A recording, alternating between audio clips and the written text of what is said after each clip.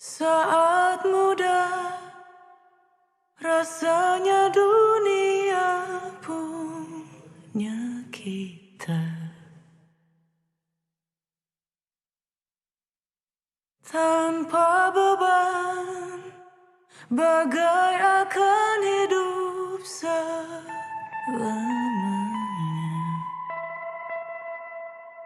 Masa depan yang luas terbentang.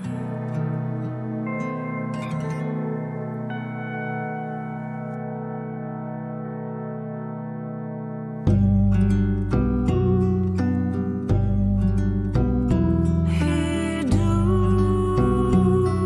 ini hanya sekali.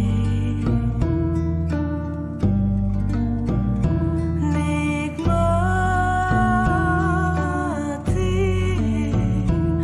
selagi bisa. Jika ada yang menghalangi, abaikan kata mereka. Mungkin hanya menakuti saja. Walau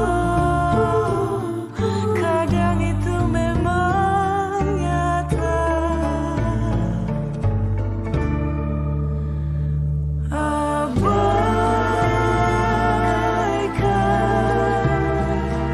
peringatan. Lakukan apa yang kau inginkan. Tiada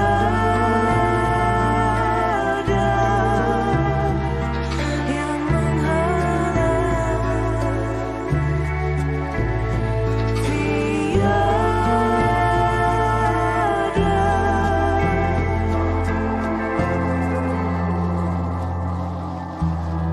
Saat muda bukan berarti kau tahu semua. Jika dewasa, kau baru akan paham maksudnya. Jangan sampai engkau lewat batas.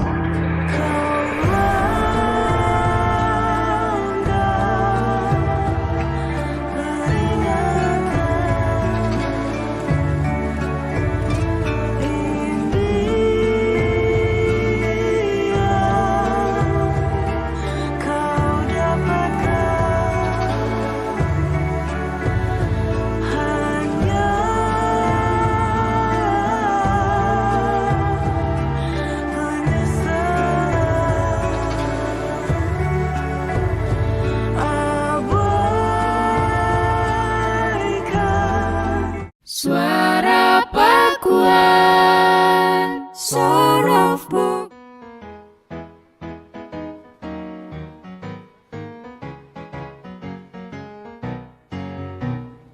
Universitas Pakuan, perguruan tinggi yang mandiri, bermanfaat bagi masyarakat Indonesia, jadikan insan berkualitas, cerdas berakhlak dan patriotik.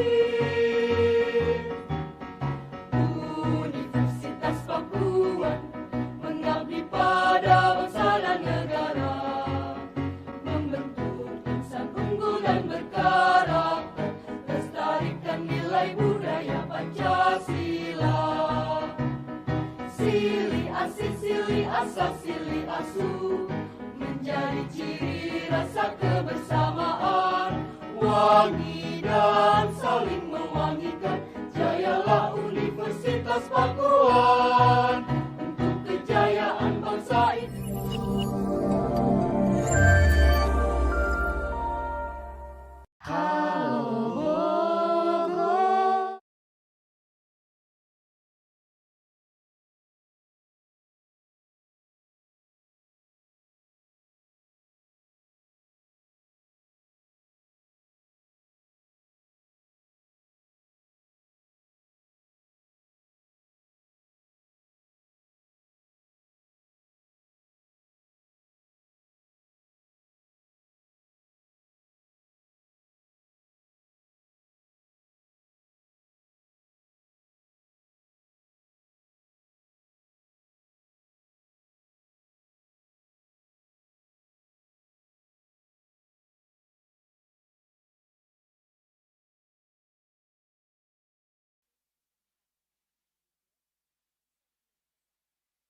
Perkembangan bisnis peternakan unggas, yaitu peternakan ayam di Bogor, bisa dibilang pesat. Karena daging ayam ini selalu dibutuhkan oleh masyarakat. Belakangan ini, semenjak adanya pandemi, para peternak kewalahan mengatasi penurunan harga ayam di pasaran. Untuk mencari tahu iklim usaha ternak ayam ini tetap kondusif, kami mendatangi langsung peternakan unggas di Desa Bendungan, Kecamatan Ciawi, dan langsung bertemu dengan peternaknya, yaitu Bapak Aneng. Kepada Suara Pakuan, Bapak Aneng mengatakan bahwa bisnis peternakan ini harus dikerjakan dengan menjaga kebersihan, mengatur pasokan daging, memasarkan produk daging, serta menjaga penyimpanannya.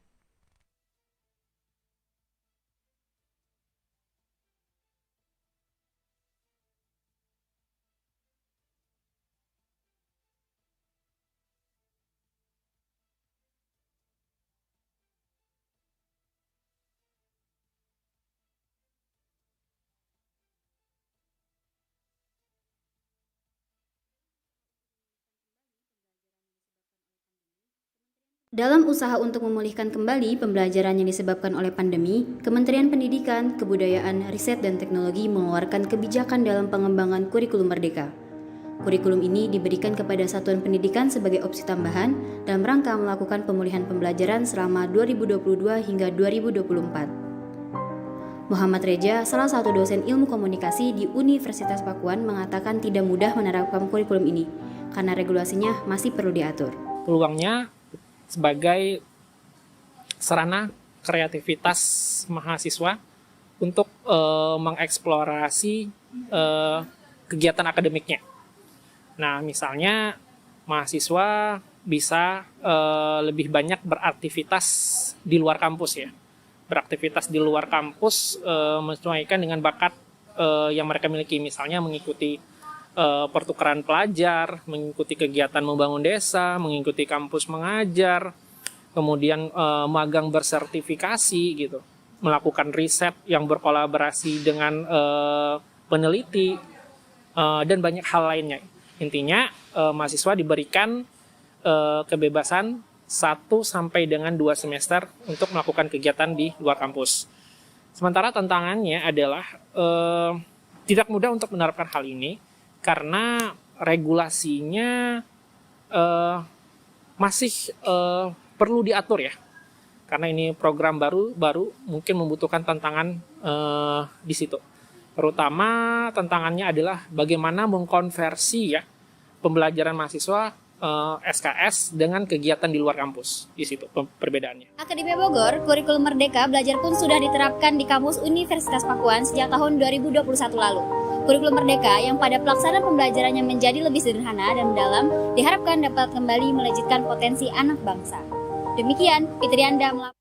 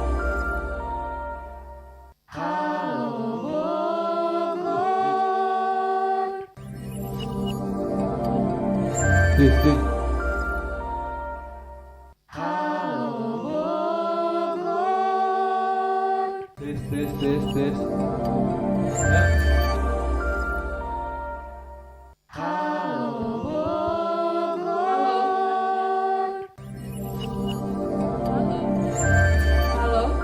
Emang sebelah doang ya, Kak, ini nyalain?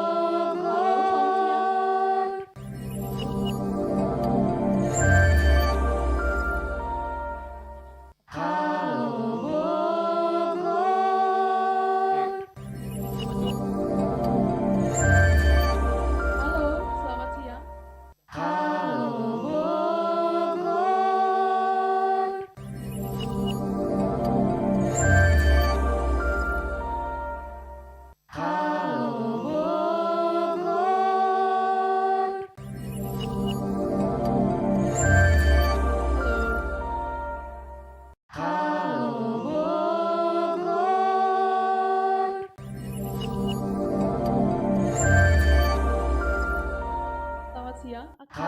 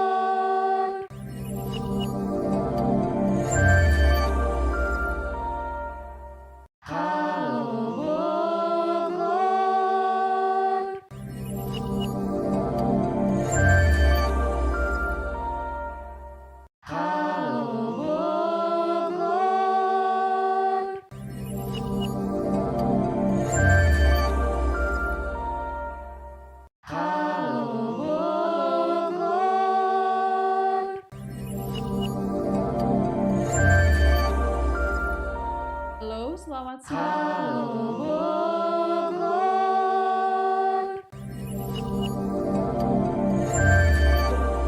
Tus tuh kayak gitu tuh dekat ya. Tadi kan ya.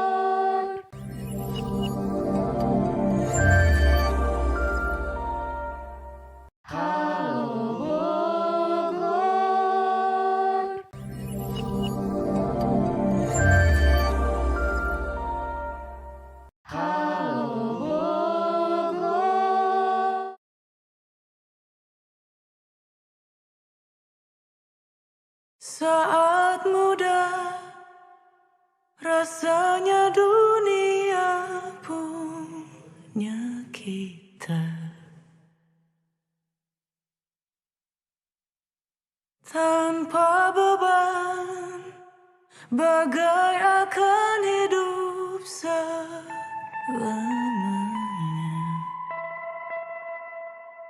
Masa depan yang luas terbentang,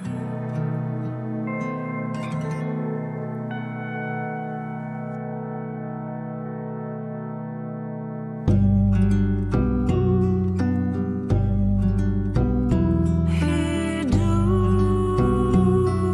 ini hanya sekali. Nikmati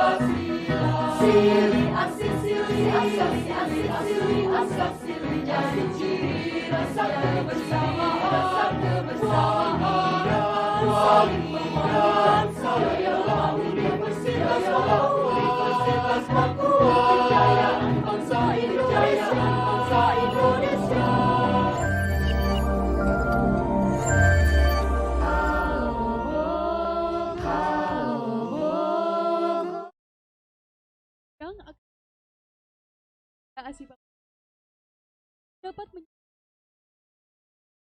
Halo Bogor. Berbagai berita menarik seputar Bogor telah kami siapkan. Dan inilah saja Halo Bogor. Akademia, di masa sekarang peluang bisnis bisa dari mana? Misalkan ada kegigihan dalam diri kita. Salah satunya unggas. Daging unggas ini sangat dibutuhkan untuk kebutuhan protein. Yuk kita cek tentang bisnis yang berada di Desa Bendungan. Ikut laporan reporter Fatima Azhar. Unggas. Perkembangan bisnis peternakan unggas bisa dibilang pesat, yaitu peternakan ayam di Bogor bisa dibilang pesat karena daging ayam ini selalu dibutuhkan oleh masyarakat. Para peternak belakangan ini semenjak adanya pandemi, para peternak kewalahan mengatasi penurunan harga ayam di pasaran. Untuk mencari tahu iklim usaha ternak ayam ini tetap kondusif, kami mendatangi langsung peternakan unggas di Desa Bendungan, Kecamatan Ciawi, dan langsung bertemu dengan peternaknya yaitu Bapak Aneng. Kepada Suara Pakuan, Bapak Aneng mengatakan bahwa bisnis peternakan ini harus dikerjakan dengan menjaga kebersihan, mengatur pasokan daging, memasarkan produk daging, bagaimana pemotongannya, penyimpanannya, dan pengolahannya sebelum dijual belikan. Kebiasaan. Berita selanjutnya. Akademia Bogor, pandemi COVID-19 membuat banyak sekali perubahan di berbagai sektor. Salah satunya adalah pendidikan. Ya, kurikulum menentukan materi yang akan dibahas nantinya dan juga mempengaruhi metode belajar mereka. Selengkapnya kita ikuti laporan reporter Fitrianda. Dalam usaha untuk memulihkan kembali pembelajaran yang disebabkan oleh pandemi, Kementerian Pendidikan, Kebudayaan, Riset dan Teknologi mengeluarkan kebijakan dalam pengembangan kurikulum Merdeka. Kurikulum ini diberikan kepada satuan pendidikan sebagai opsi tambahan dalam rangka melakukan pemulihan pembelajaran selama 2022 hingga 2024. Muhammad Reja, salah satu dosen ilmu komunikasi di Universitas Pakuan, mengatakan tidak mudah menerapkan kurikulum ini karena regulasinya masih perlu diatur. Peluangnya sebagai kreativitas mahasiswa, mengeksplorasi untuk mengeksplorasi kegiatan akademiknya.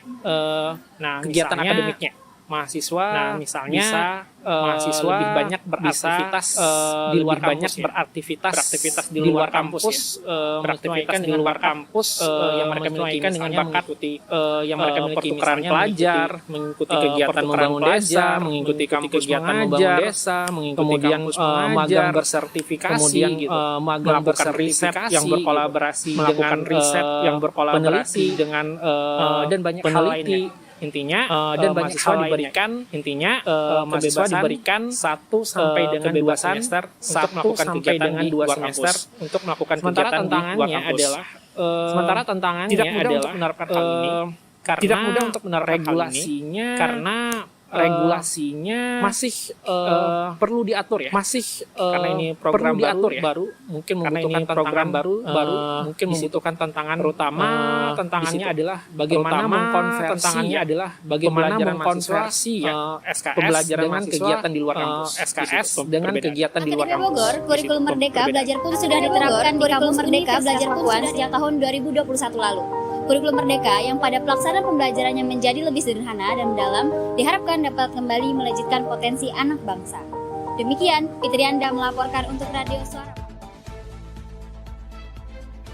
Baik, terima kasih laporannya reporter Fitrianda. Kita langsung saja ke berita selanjutnya. Nah, Akademia, peluang berbisnis di dunia kuliner seakan tidak pernah mati dan akan terus berkembang. Salah satunya yang sedang digemari saat ini adalah membangun bisnis kafe. Ya, bisnis kafe yang menjamur ini sangat disukai oleh pelanggan, terutama kalangan anak muda. Lalu, bagaimana dengan bisnis kafe yang dikelola oleh beberapa anak muda asal Cisarua? Reporter Mulisa Amalia akan menghantarkan kabarnya untuk Anda. Perkembangan bisnis kafe di Bogor bisa dibilang sangat pesat. Ya, usaha kafe memang sangat menggiurkan dari sisi bisnis karena memiliki banyak sekali keuntungan. Salah satu di antaranya adalah usaha kafe memiliki pasar yang kuat. Hal inilah yang membuat Rama, Sekal, Bayu, Intan, dan Caca yang terdaftar di beberapa perguruan tinggi di Bogor mendirikan Mahakan Coffee and Space yang berlokasi di Cisarua, Kabupaten Bogor. Uniknya, kafe ini dibangun di saat pandemi COVID-19 sedang melonjak di tahun 2021 kemarin. Kepada Suara Pakuan, Sekal Maulidan mengaku perlu strategi untuk mendirikan coffee shop, termasuk sistem marketingnya harus juga terpola dengan baik. Yang tadinya memang fokus untuk menjadi spot ngopi yang Instagramable, jadi karena masa pandemi akhirnya kita khususkan untuk workspace WFH, jadi orang-orang yang jadi teman-teman bisa datang ke kita itu dengan maksud tujuan untuk bekerja di rumah gitu. Sekal berharap kehadiran kafe Mahakan dapat menjadi daya tarik wisatawan di kawasan Cisarua. Terutama kalau coffee shop itu sekarang kan jadi ikon sebuah daerah ya gitu. Jadi kalau orang pengen kemana, pengen nongkrong, ya pasti ke coffee shop gitu kan. Nah ini menjadi ikon baru dan ini juga akan menjadi spot pariwisata bagi orang luar untuk datang ke kita. Akademia Bogor, bisnis kafe seakan tidak pernah runtuh, mengingat kafe memiliki banyak sekali peminatnya. Dengan harga yang murah, rasa yang lezat, serta tempat yang nyaman, rasanya banyak sekali anak-anak muda yang akan datang ke kafe. Selain itu, dalam usaha kafe ini mampu menghasilkan omset harian yang cukup besar dengan semakin banyaknya peminat. Demikian, Mukhlisa Amalia melaporkan dari Cisarua, Kabupaten Bogor. Ya, saatnya mengoptimalkan digitalisasi untuk mendorong pelaku UMKM naik kelas. Tetaplah bersama kami, saya akan kembali selepas iklan layanan masyarakat berikut ini.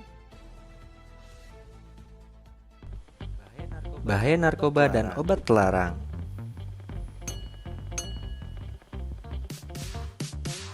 Narkoba bisa membuat Anda dan pikiran? Yakin?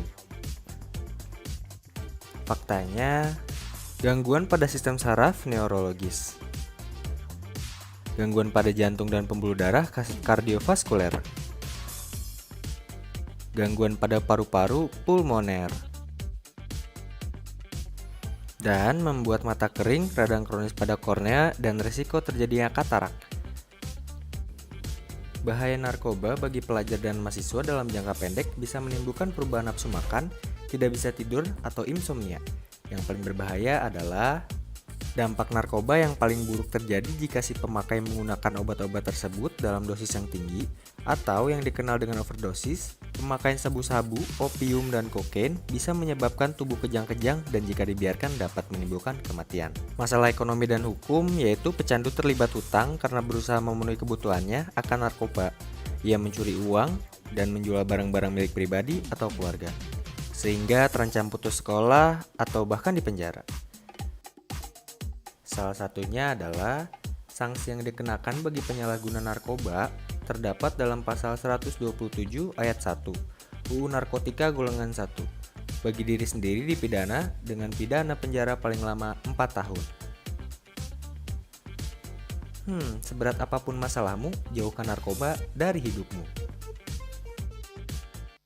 Iklan ini dipersembahkan oleh Radio Suara Luas wawasan Anda mengenai seputar Bogor hanya di Halo Bogor, hanya di Halo Bogor. Mari bergabung bersama kami di Ya, betul. Dengan proyek Dunia Menjadi Petani. Kita lihat apa saja kegiatan serta fasilitas menarik yang ada di gedung Fakultas Ekonomi dan Bisnis Universitas Papua. Karena pada dasarnya KKN di Desa Penarinya saja sudah sangat dinantikan oleh masyarakat Indonesia, berawal dari thread-nya Simple Man di Twitter gitu kan.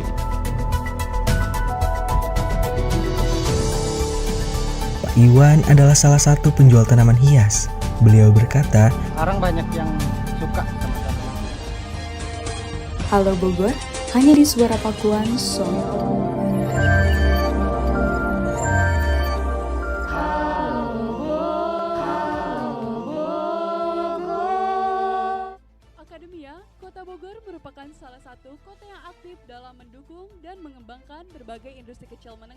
khususnya yang bergerak dalam bidang kreatif kerajinan.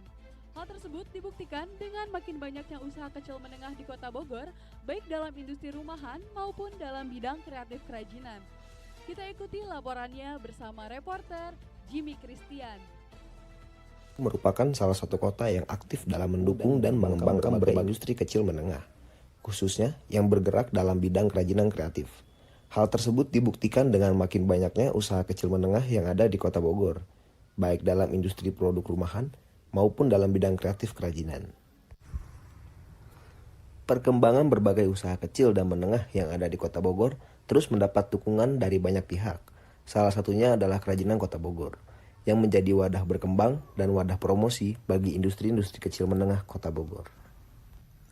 Nugraha, salah satu staf pusat Kerajinan Kota Bogor, menjelaskan industri kecil menengah terbagi menjadi dua bagian, yaitu Badan Kuliner dan Dewan Kerajinan Nasional Daerah. Untuk industri kecil menengah Badan Kuliner sendiri, yang tergabung di tempat ini kurang lebih ada 160 industri kecil hingga menengah. Sedangkan Dewan Kerajinan Nasional Daerah, yang tergabung di sini kurang lebih ada 100 industri kecil menengah. Ditambahkan Nugraha, produk yang dijual berupa makanan ringan seperti keripik. Sedangkan untuk kerajinan ada kain batik, baju, dan tas-tas hasil tangan. Untuk wadah IKM dan tentunya untuk memajukan IKM-nya sendiri ya, biar bisa mengembangkan produk yang dihasilkan oleh para IKM itu.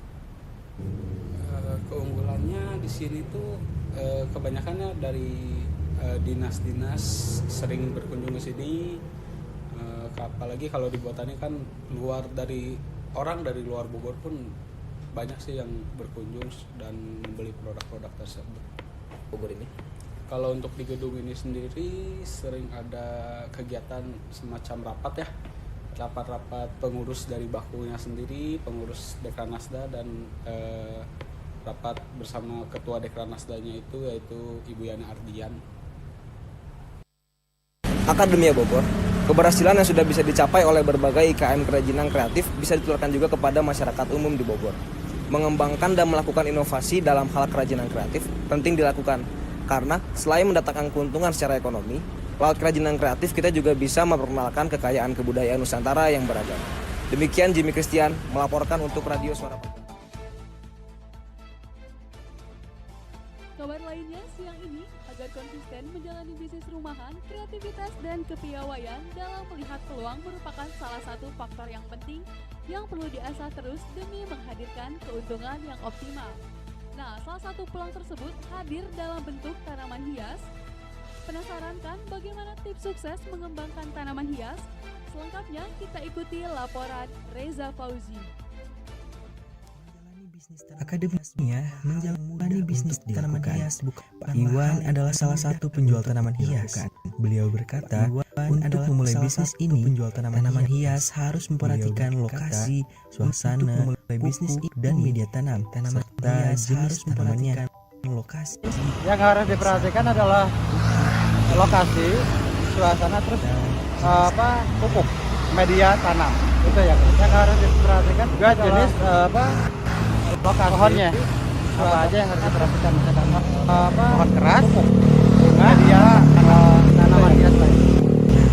Juga jenis bisnis yang bisa dijadikan peluang usaha pohonnya dengan modal yang apa tidak aja terlalu yang harus diperhatikan, bisnis pohon keras, bunga, dengan bisnis tanaman hias pembuatan sendiri. Nah, sehingga tidak harus banyak mengeluarkan banyak modal, bisa dijadikan peluang usaha tanaman hias dengan menggiurkan modal yang tidak. Budidaya tanaman hias bisa menjanjikan keuntungan yang sangat lumayan. Selain itu, budidaya tanaman hias dapat menjadi bisnis yang bisa bertahan lama.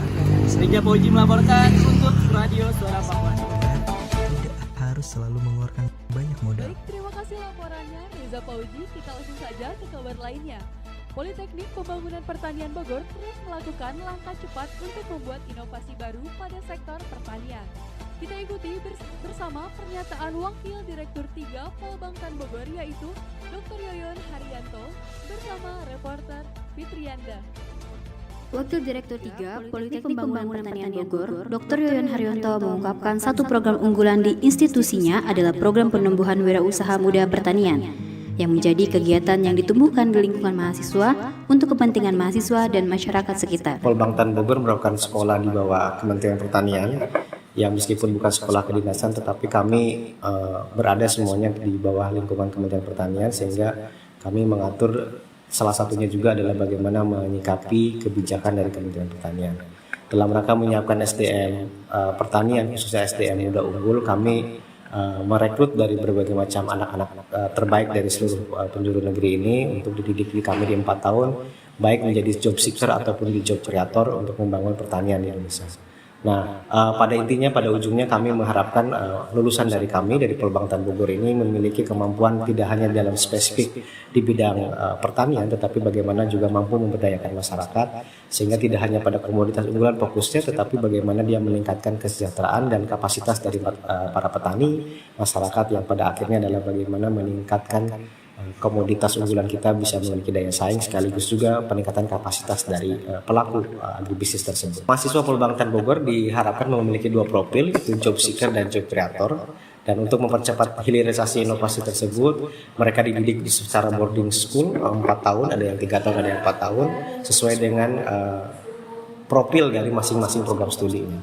Dan tadi sudah di awal dibilang bahwa mahasiswa kita berasal dari seluruh Indonesia, sehingga memiliki keberagaman. Kemudian juga mereka tinggal di boarding secara di asrama, sehingga kemudian dididik secara kedisiplinan yang dari unsur militer, dari kita minta bantuan TNI, sehingga diharapkan kedisiplinan, reaksi cepat, kemudian inovasi juga mereka dapat tumbuh lebih lengkap, dan ditopang dengan salah satu program unggulan kami, yaitu program penumbuhan wirausaha muda pertanian atau PWMP, yang menjadi kegiatan yang ditumbuhkan di lingkungan mahasiswa untuk kepentingan mahasiswa sendiri dan masyarakat di sekitar. Demikian Fitrianda melaporkan. Apa itu global warming?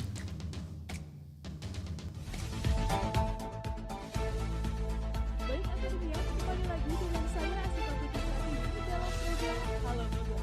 Sekali lagi terima kasih Anda masih terus mendengarkan suara Pakuan Sound of Bogor. Setelah pariwara berikut, kami akan mengajak Anda untuk mengikuti sesi dialog. Tetaplah bersama kami. Apa itu global warming? Global warming adalah adanya proses peningkatan suhu rata-rata atmosfer, laut, dan daratan bumi. Tahukah Anda penyebab global warming?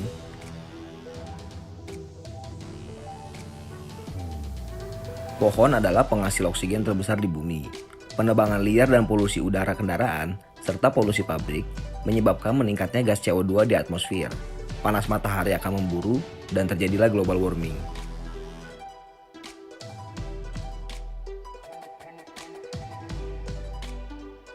Apa solusinya? Hentikan penebangan liar dan tanam pohon di sekitar rumah Anda. Kurangi kendaraan bermotor dan gunakan kendaraan umum.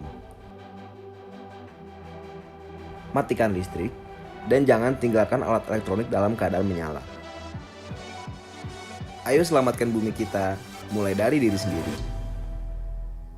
Iklan ini dipersembahkan oleh Suara Pakuan.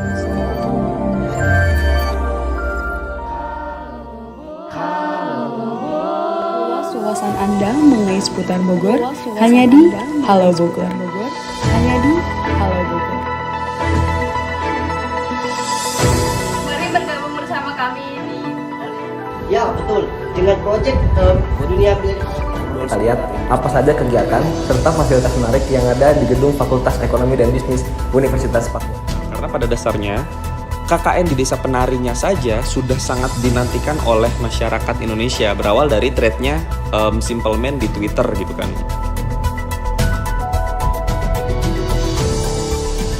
Pak Iwan adalah salah satu penjual tanaman hias. Beliau berkata, Sekarang banyak yang suka sama tanaman. Halo Bogor, hanya di Suara Pakuan Sound of Bogor. Ngutip, ngobrol seputar industri. Ngutip, ngobrol seputar industri. Bersama saya Asyifa Putri di Halo Bogor.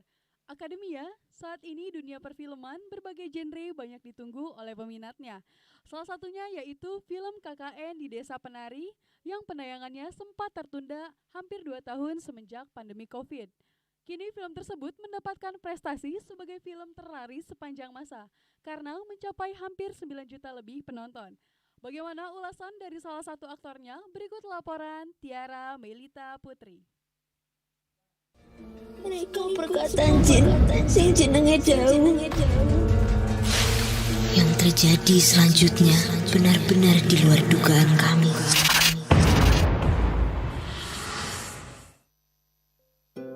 Film horor KKN di Desa Penari berprestasi mencapai hampir 9 juta penonton dan masih hangat diperbincangkan di kalangan masyarakat. Fajar Nugraha, salah satu pemain dalam film KKN di Desa Penari tersebut, mengatakan bahwa tidak menyangka akan menjadi film terlaris sepanjang masa hingga mengalahkan Warkop DKI Reborn yang memiliki jumlah penonton 6 juta lebih. Bahkan tanggapannya merasa sangat senang. Seneng kalau misalkan ditanya tanggapan atau komentar, sangat seneng banget, terutama di dunia film gitu kan. Banyak sineas yang melihat muka saya tentunya. Jadi ya insya Allah akan membuka pintu rezeki dari film KKN Desa Penari ini. Fajar Nugraha menyampaikan tidak mendapat adegan terseram, namun mendapatkan sebuah adegan ikonik yang ditunggu oleh pembaca tweet Twitter. Bahkan, dialog full berbahasa Jawa hingga merasa terbebani. Kalau buat saya pribadi, saya nggak pernah ngalamin adegan terserem, tapi tersusah ada.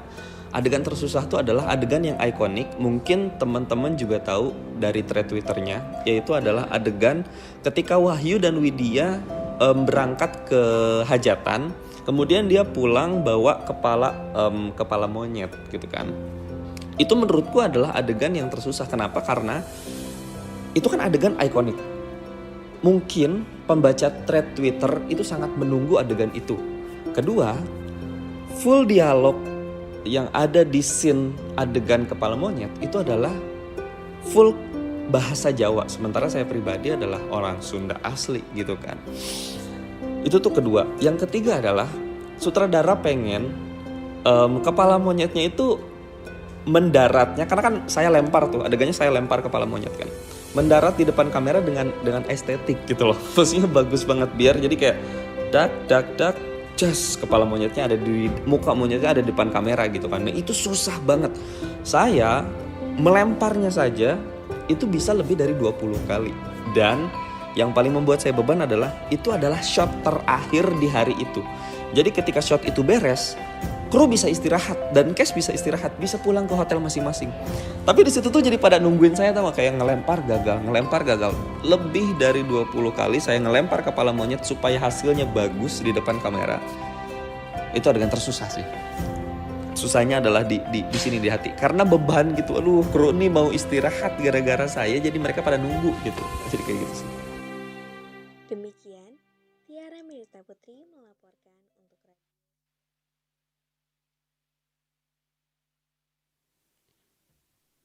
Dan Akademia, di edisi kali ini eksklusif kami hadirkan langsung aktor sekaligus pemain KKN di Desa Penari, yaitu Fajar Nugraha.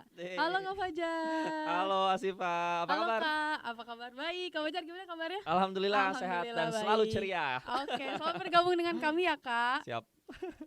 Kangen banget nih sama Pakuan, ternyata udah punya lab sebagus ini dan luar biasa, keren banget sih. Keren banget. Keren banget. Nih, baik Kak Fajar, baik Akademia Bogor, sekarang kita sudah berada pada segmen ngutip di mana kita akan mengobrol seputar industri kreatif dengan narasumber kita yaitu Fajar Nugraha. Nah, ngomong-ngomong Kak Fajar, sekarang kesibukannya apa aja sih Kak kalau boleh tahu?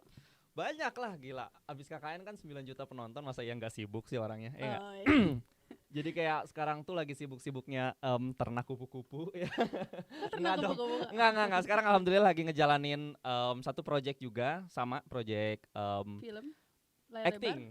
Project acting lah kita sebutnya, karena aku belum mau ngasih tahu ini tuh film, series atau sinetron. Pokoknya masih secret. Betul, masih secret, pokoknya masih rahasia. Jadi kesibukannya sekarang? Ya itu, ngejalanin dunia keaktoran. Ngeri gak sih? Ngeri sih si paling aktor soalnya. Iyalah, aku mah kadang salut sama aku. Si paling aktor lagi. Padah. Saya nih Kak Fajar. Iya dong, bisa aja saya mah. Baik Kak Fajar, berhubung kita sudah berada di segmen Hutip di mana kita akan membahas seputar industri kreatif. Langsung saja ya Kak, kita berbincang mengenai seputar industri kreatif.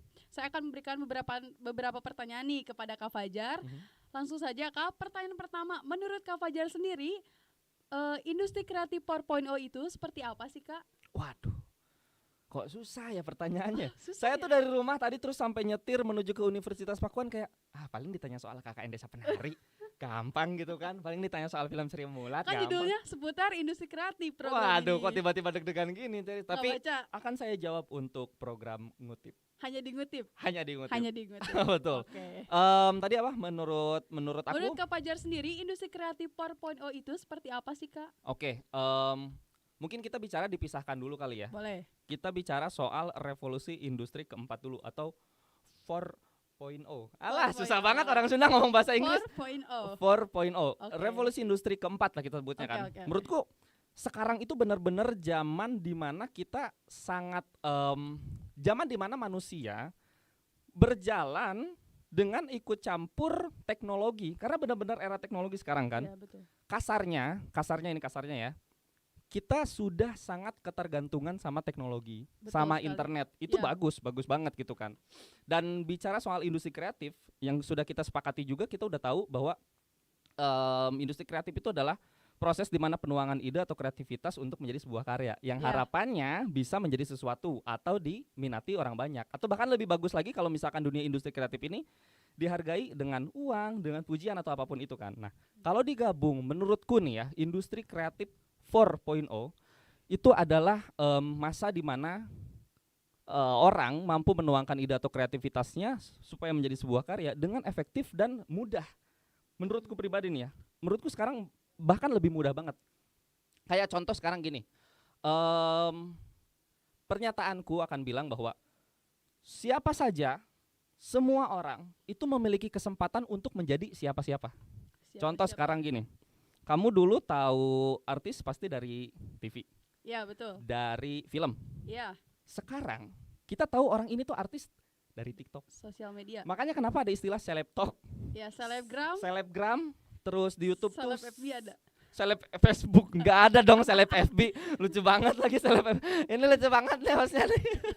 Jangan ngalahin saya dong, ini kan pekerjaan saya kalau buat lucu. Ya intinya kita bisa tahu itu, dan kenapa? Karena orang-orang punya kesempatan untuk katakanlah viral. Ketika dia sudah punya karya, ya mungkin kalau misalkan dia menggunakannya dengan baik, dia akan bisa berhasil supaya mempublisitas karya-karyanya dia gitu. Cuman dengan satu catatan, kayaknya ya di dunia ini kalau misalkan sekali viral itu gampang lah. Kita bikin di dunia yang kreatif ya, kita bikin karya yang bagus banget itu gampang. Yang susah itu kita bikin karya yang bagus terus. Artinya konsistensi kita. Makanya kalau misalkan ada orang sekali viral, kesananya udah nggak ada lagi. Itu ya udah bukan siapa-siapa. Tapi kalau misalkan dia nih punya karya, diviralkan di TikTok, di Instagram segala macam terus menerus, orang akan notice sama dia dan berhasil. Itu gampang yang dari segi popularitas menurutku di industri kreatif ya. Tapi kalau dari yang lain, segi pembuatan karya yang lain, dulu tuh tahu nggak? Aku nih SMA, angkatan aku punya lagu, jadi lagu angkatan gitu. Lagu apa tuh? Oh, smanim yot strong together. Oh, smanim yot I belong to we. Itu kita tuh punya lagu, kita bikin lagu. Tapi kita bukan yel mah gini atuh. Give me five, itu kamu tahu. Tahu kan? Ya, aku punya lagu dalam satu angkatan, terus si lagunya tuh pengen dibikin menjadi sebuah file. Zaman aku dulu itu sampai, kamu tahu istilah ngolekan sih? Ngolekan tuh jadi kayak bayar sekelasnya berapa duit gitu kan? Iya, nagihin duit. Iya. Patungan. Patungan. Karena pengen lagu itu menjadi sebuah file. Kita ke studio rekam. Ngapain ke warnet ngetek lagu? Soalnya kan dulu bisa bikin file CD gitu di warnet. Enggak, bukan. Aku ke warnet tuh main point blank sama Facebook, terus nyetel lagu Avenged Sevenfold. Maaf, lanjut. Jadi aku tuh ya terus kita tuh harus ke studio rekaman. Iya. Untuk ngetek lagu segala macam, akhirnya jadi satu file. Tapi sekarang aku tuh punya grup namanya Sontoloyo di Bogor. Itu tuh grup suka parodi ini, parodi lagu. Dan kita mixing kayak gitu. Terus kita pengen lagu ini menjadi satu file dan bisa didengarkan di mana saja. Itu cuma tinggal modal laptop sama mic kayak gini, udah jadi lagu dan udah bisa jadi file. Kita udah bisa publisitas kemana-mana. Kayak, wah gila zaman sekarang tuh kayaknya dimudahkan banget untuk berkarya. Makanya menurutku kesimpulannya, intinya industri kreatif 4.0 itu bagus untuk orang-orang yang kreatif yang pengen mempublisitaskan karyanya, karena akan lebih mudah kalau mereka bisa beradaptasi dengan baik. Gitu sih paling. Money yacht belong to you. Jadi kangen SMA nih. Ada jangan bawa partai Kak.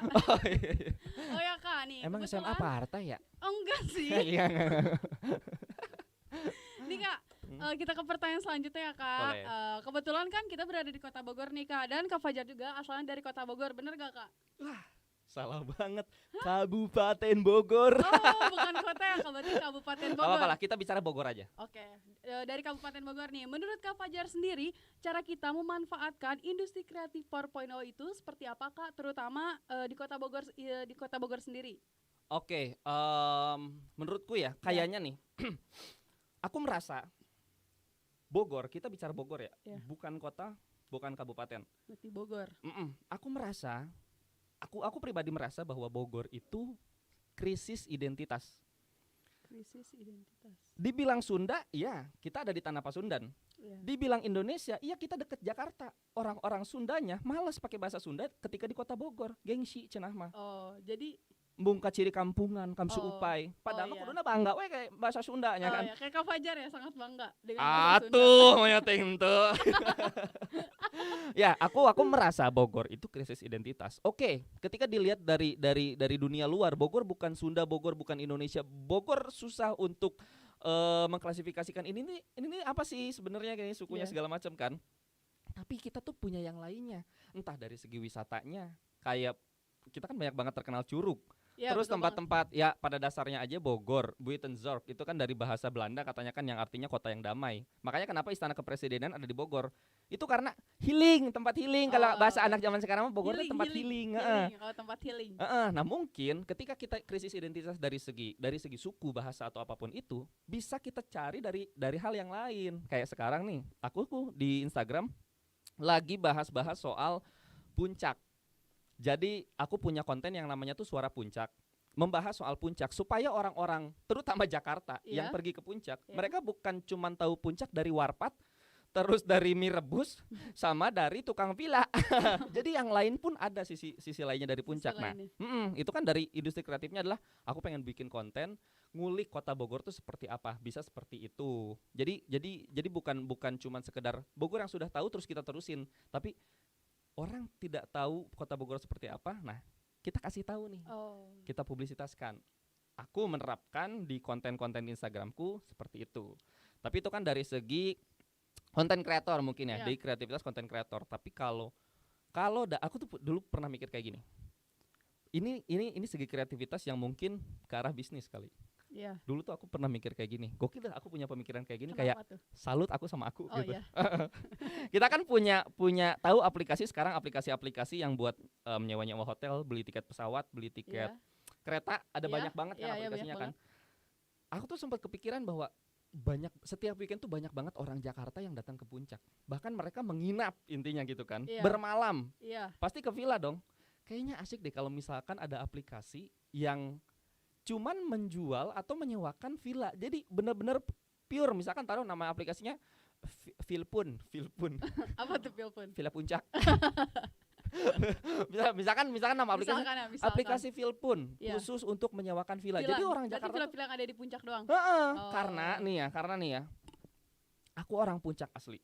Aku tuh tahu gitu, banyak banget villa-villa di puncak yang bagus banget, tapi jarang juga orang yang tahu villa itu.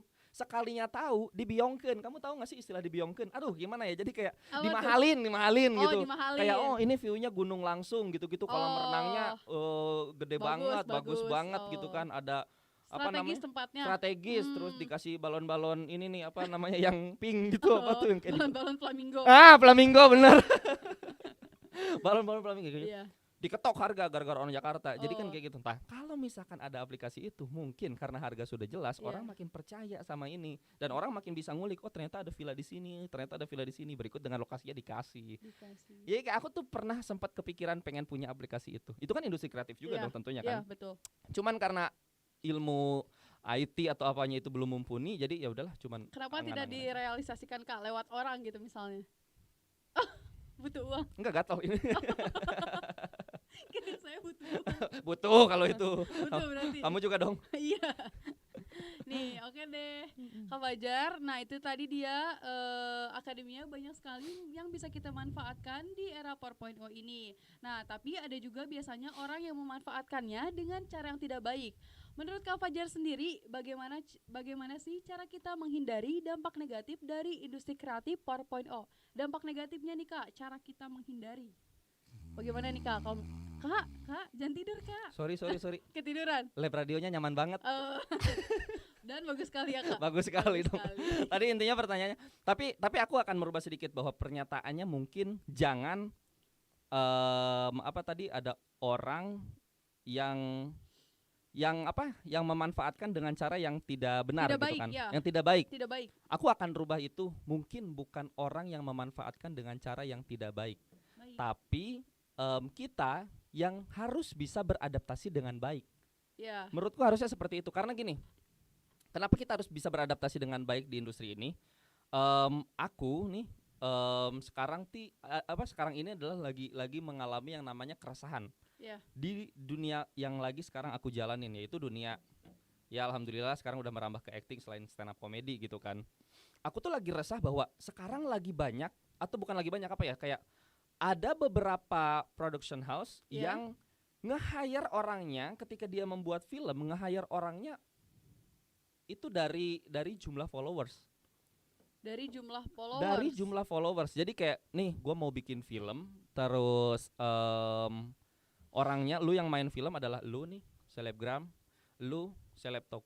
Dikatakan salah? Tidak, karena itu hak mereka, hak production house. Itu rezeki orang-orang selebgram, seleb TikTok gitu segala macam kan. Tapi kita lihat orang-orang zaman dulu, almarhum Didi Petet, Pak Haji Deddy Miswar segala macam. Mereka bikin kelas acting untuk satu dunia kesenian, yaitu keaktoran. Mereka bikin kelas acting. Itu artinya kan mereka mencintai proses banget gitu kan. Iya, betul. Kualitasnya sudah bagus. Cuman kalau misalkan mohon maaf nih, yang di hire-nya selebgram tapi dia mau belajar, it's okay. Itu Iya, bagus juga. bagus banget. Aku pun dari stand up comedy di hire untuk menjadi Selebgram. bukan Kamu juga di hire. selebgram kan, Kak? Iya, tapi endorse-nya juga susu kurma doang. Susu kuda lumping, Kak. Ya, susu kuda lumping. Enggak dong. Udah. Ini aku juga dari stand up comedy di akhir untuk menjadi pemain film. Iya. Aku belajar kelas keaktoran kayak gitu-gitu supaya aku nggak mengecewakan PH-PH-nya ini.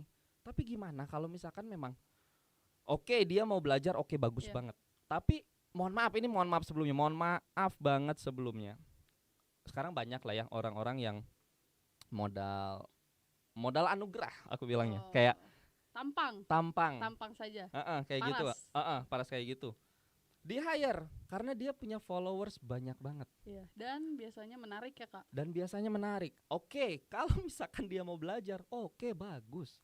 Tapi kalau misalkan dia nggak mau belajar untuk dunia keaktoran ini, mungkin lama-lama kualitas perfilman, sinetron atau series di Indonesia akan tidak bagus karena aktor-aktor yang sudah masuk ke dalam budaya followers banyak itu sudah makin besar, tanpa adanya peningkatan kualitas ya akan semakin jelek dong kualitasnya gitu kan. Makanya aku balik lagi, sama sekali tidak ada masalah.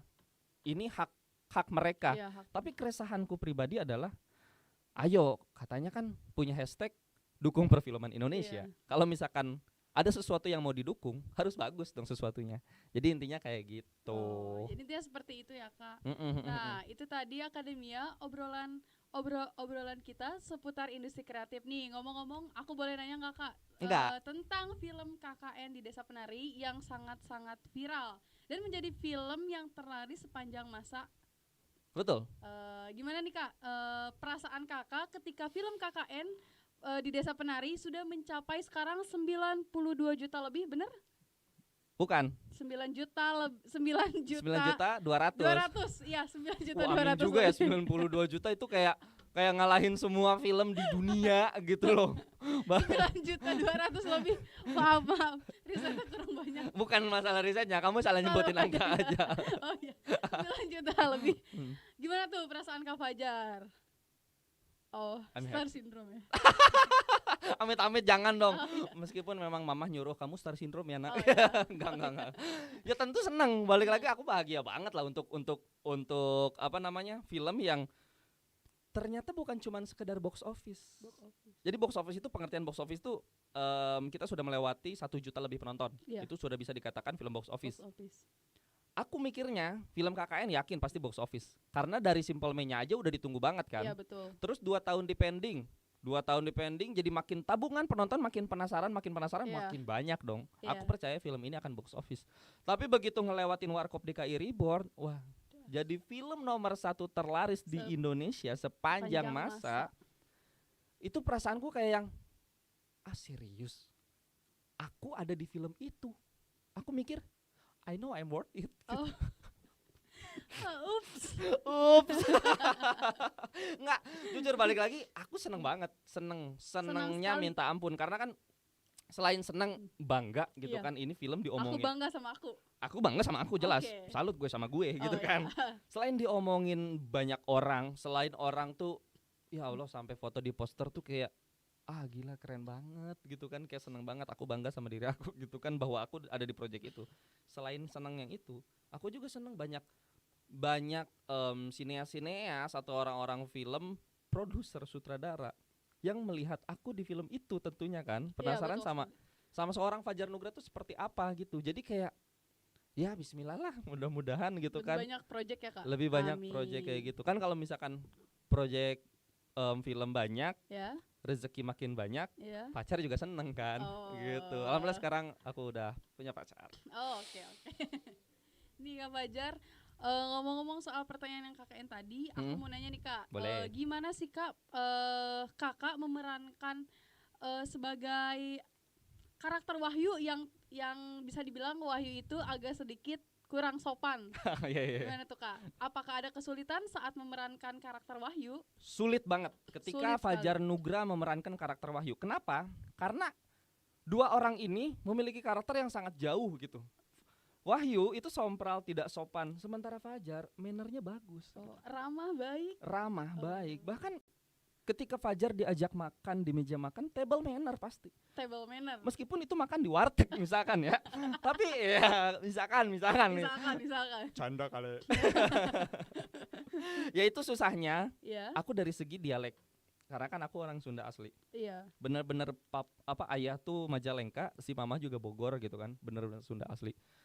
Dikasih peran Jawa Timur itu susah. Meskipun sebelumnya 2 tahun aku sudah pernah memerankan orang Jawa Tengah, yaitu Tomo di The East Net TV. Itu Jawa Tengah. Tapi begitu transisi ke Jawa Timur, entah kenapa susahnya banget. Aku tuh nih ya, jujur. Iya. Ini kayaknya aku baru ceritain di program ngutip. Di sini aja. Di program ngutip. Ya? Aku pernah hampir mundur di project KKN di Desa Penari. Wah, kenapa tuh Kak? Alasannya karena aku, ini nih bener cerita ya, cerita cuma di ngutip doang ya. Iya. Semua cast dan semua kru, mungkin mereka tuh membantu niatnya. Iya. Tapi caranya meledek, tahu nggak? Kok meledek gimana? Jadi gini, ada satu dialog yang namanya tuh lapo nari bengi-bengi. Lapo nari bengi-bengi. Apa tuh artinya? Kenapa kamu nari malam-malam? Yang pas Widya nari, aku datang, lapo nari bengi-bengi. Nari bengi-bengi. Itu aku nggak tahu kesalahan aku di mana. Tapi orang-orang tuh kayak salah, bukan gitu, tapi gini, lapo nari bengi-bengi. Oh gitu Bang, coba ya, lapo nari bengi-bengi. Nggak ada yang beda dalam hati gua kan. Dan aku tuh mikir kayak, ini apa bedanya sih lapo nari bengi-bengi, lapo nari bengi. Ternyata melengking suara aku tuh di belakang, lapo nari bengi-bengi gitu. Ketika saat itu. Nah, orang-orang tuh ya niat mereka membantu aku untuk bisa menyelesaikan karakter ini. Tapi caranya salah. Aku tuh kayak dikerjain sumpah. Makanya kenapa mental aku tuh bener-bener drop di situ. Sangat teruras. Udah gua nggak mau lagi ikutan project ini, sumpah gua kayak aku berangkat dari Bogor dari rumah ke Jakarta untuk proses reading itu kayak yang ya Allah batin banget ya ini kerjaan, kenapa sih nyari duit kok gini banget gitu ya, kayak bener-bener beban aku ngerasanya kayak diledek. Terus kayak ngapain lu masih ada di sini? Memang kita semua butuh lu gitu kan. Ada satu kru, aku tahu orang ini bercanda, tapi ku masuk ya ke sini ya. Gitu kayak gitu benar-benar sakit gitu. Iya. Kalau aing can pernah gitu aing sih ya. Gitu. Jadi aku tuh kayak tapi ternyata memang bener udah niat mereka tuh bener-bener ngebantu aku untuk ayo ngedorong, ayo Fajar lu bisa. Lebih baik. Dan alhamdulillah akhirnya kan ya hasilnya seperti yang ada di film Kakak Desa Penari itu. Kamu nonton nggak tapi? Nonton dong. Serius? Iya. Karakter Gala Wahyu. premiernya nonton. Gala premier. Nonton, Kok nggak ketemu sama aku sih? Oh nggak ketemu ya Kak? Enggak, belum nggak ketemu nih berarti kita. Oh dari Pakuan ya? Iya. Dari Pakuan. Apa namanya? Menurut kamu karakter Wahyu gimana? Karakter Wahyu keren dan apa ya, bisa dibilang paling lucu gitu, ngerti? Serius? Dan satu bioskop pun ketawa gara-gara tingkah laku Wahyu. Alhamdulillah. Aku juga sangat berterima kasih sama sutradara. Dia membebaskan aku untuk ngejok segala macam. Jadi orang-orang ya mungkin bisa jadi sukalah sama jokes yang dikeluarkan Wahyu. Dan satu lagi, banyak orang juga yang bilang katanya Wahyu ternyata aslinya good looking kayak gitu. Dan ganteng gitu. Ganteng bingo. Oops. Oke nih Kak. Ke pertanyaan terakhir nih. Gimana nih Kak tanggapan Kakak soal radio Suara Pakuan yang sekarang? Oke. Tanggapannya? Sangat keren, sangat mumpuni. Sekarang bahkan bukan cuma radio Universitas Pakuan ya, labnya. Bangunannya juga sudah sangat bagus Universitas Pakuan, dan di di sosial medianya aja ya, radio Suara Pakuan itu aktif. Menurutku ini langkah yang bagus untuk kita bisa membesarkan radio kampus yang ada di Bogor. Mudah-mudahan lah radio Suara Pakuan menjadi gerbang untuk radio kampus masuk dan membumi. Amin. Nah itu tadi Akademia, obrolan saya dengan narasumber Fajar Nugra. Tentunya sangat menarik dan inovatif sekali. Baik Akademia Bogor, Halo Bogor akan kembali memberikan sajian-sajian berita lainnya. Saya jeda dengan pariwara berikut. Suara Pakuan semoga dapat selalu mengudarakan program-program yang inovatif, menarik dan edukatif.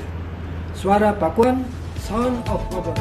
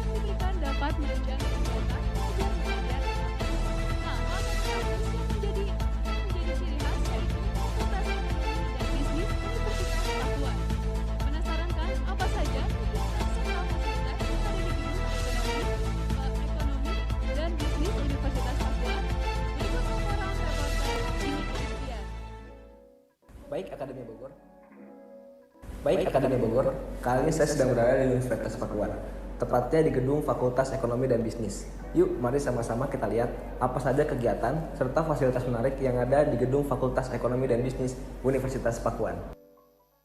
Fakultas Ekonomi dan Bisnis Universitas Pakuan merupakan salah satu fakultas ekonomi dan bisnis terbesar di Kota Bogor yang telah menghasilkan generasi yang unggul dan berkualitas. Terdapat 3 program studi yang telah membentuk setiap mahasiswanya menjadi lebih kompeten. Program studi akuntansi memiliki fasilitas ruang seminar dan aula madya yang digunakan untuk kegiatan ilmiah seperti seminar, workshop, atau digunakan untuk kegiatan kelembagaan organisasi mahasiswa Fakultas Ekonomi dan Bisnis. Ruang inkubator bisnis atau disebut Kopinomi, The Gate yang dilengkapi komputer-komputer untuk mengetahui informasi akademik. Program studi manajemen memiliki perpustakaan utama untuk memperoleh sumber pengetahuan serta melestarikan hasil sumber daya manusia melalui koleksi buku yang ada. Fasilitas yang sudah diberikan dari Dekan terkait untuk penunjang kegiatan mahasiswa itu sangat memuaskan. Paling ada beberapa tambahan yang bisa ditambahkan untuk menunjang kegiatan belajar dari mahasiswa untuk kedepannya lebih baik lagi, terutama untuk fasilitas yang mendukung mahasiswa untuk bisa fokus dalam belajar di halaman Fakultas Ekonomi dan Bisnis ini. Tak kalah penting, kegiatan mahasiswa juga menjadi faktor pendukung untuk menghasilkan pemuda yang berpikir kritis dan maju.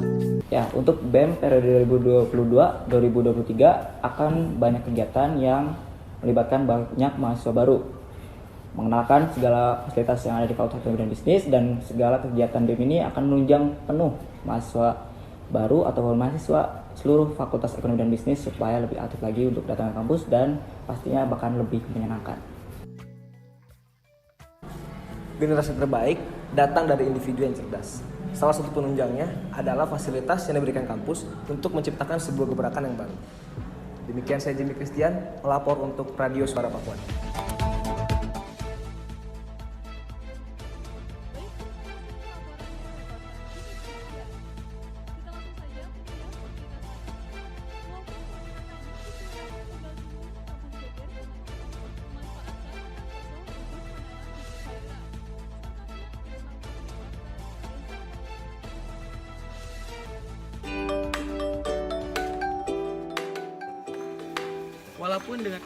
Walaupun dengan banyaknya kesibukan sebagai ibu rumah tangga, tetapi tidak menghalangi para bunda tani untuk tetap produktif dalam kegiatan kelompok wanita tani.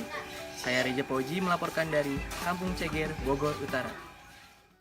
Bunda Tani KWT Ceger Asri yang berada di Kampung Ceger, Kelurahan Tegal Gundil, Kecamatan Bogor Utara, terus berupaya memenuhi kebutuhan anggota KWT-nya.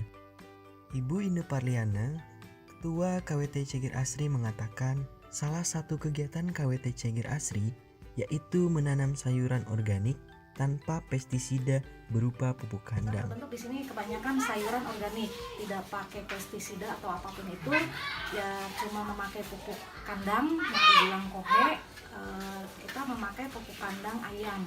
Ditambahkan oleh Ibu Ine, hasil panen dari perkarangan KWT Ceger Asri ini dibagikan kepada warga secara bertahap dan merata, agar warga sekitaran Kelurahan Tegal Gundil merasakan hasil panen dari KWT Ceger Asri.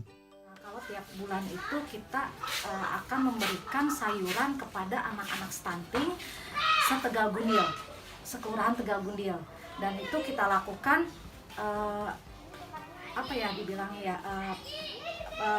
berkala dalam arti gantian. Untuk diketahui, bibit yang ditanam di pekarangan KWT Ceger Asri ini berasal dari pemerintah secara swadaya. Kadang dari kecamatan suka kasih, kelurahan juga, awalnya itu swadaya, dan selanjutnya ya dari APBN itu. Ibu ini berharap kegiatan kelompok tani di wilayahnya dapat menurunkan angka stunting, termasuk memberikan manfaat untuk masyarakat sekitar. Demikian, Reja Poji melaporkan.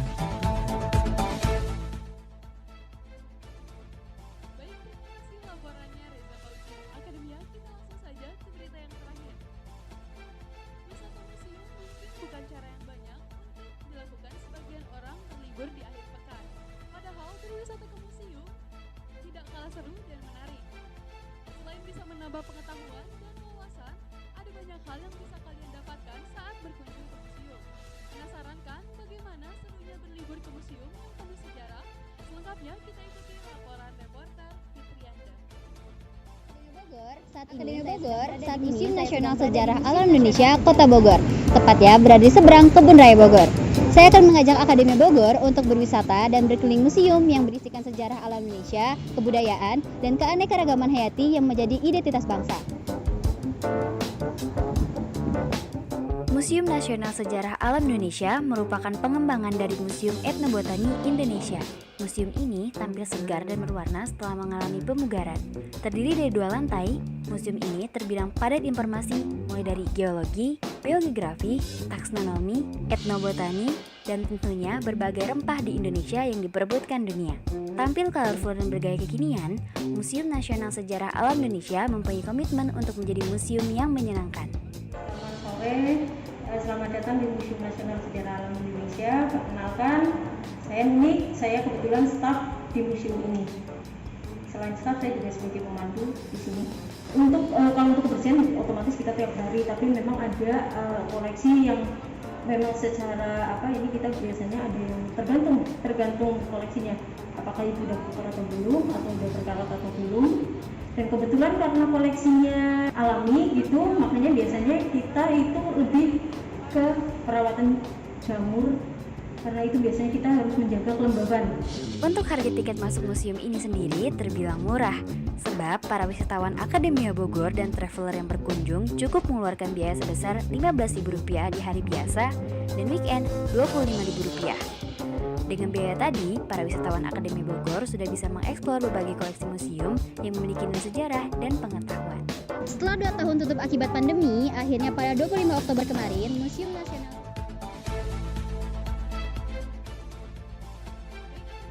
Sekarang kita lanjut sesi baca komen YouTube ya.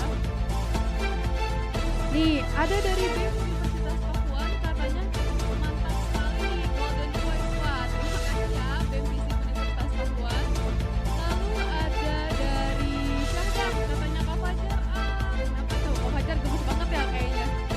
Nah, ada dari Andini Salsabila, menarik banget ceritanya, wangi benar sekali karena film Kakak Edi ini menurut saya film yang bagus dan banyak sekali.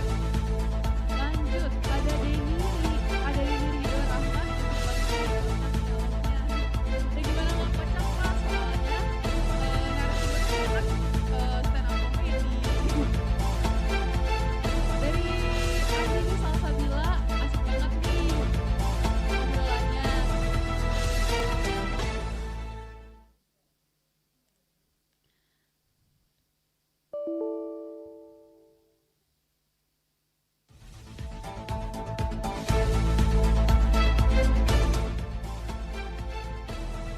Nah, Akademia, tidak terasa kita sudah ada di penghujung acara program Halo Bogor edisi 18 Juni 2022.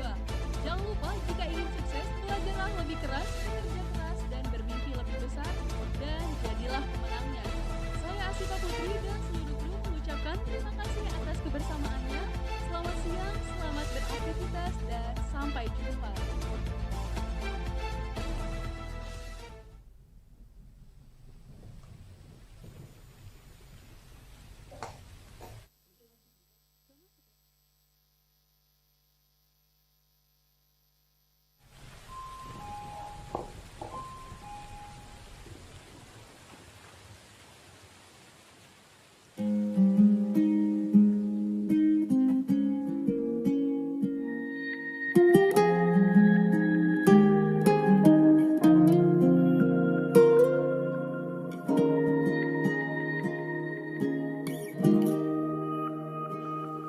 Saat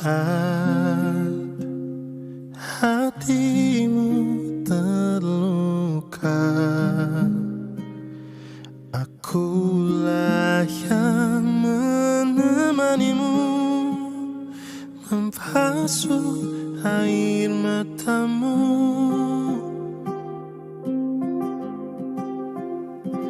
Namun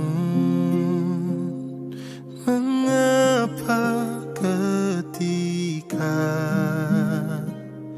hatimu telah tersenyum lagi, aku yang kau lupa.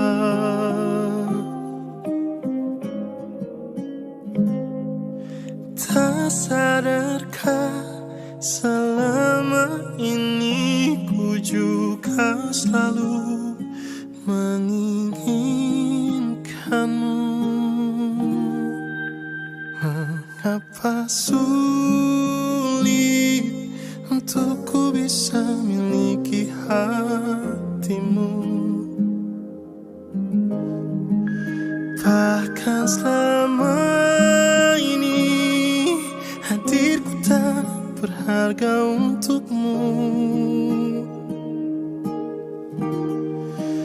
Yang terjadi kini, ku hanya rumah persinggahanmu di saat kau terluka, dan di saat semuanya reda, kau menghilang begitu saja.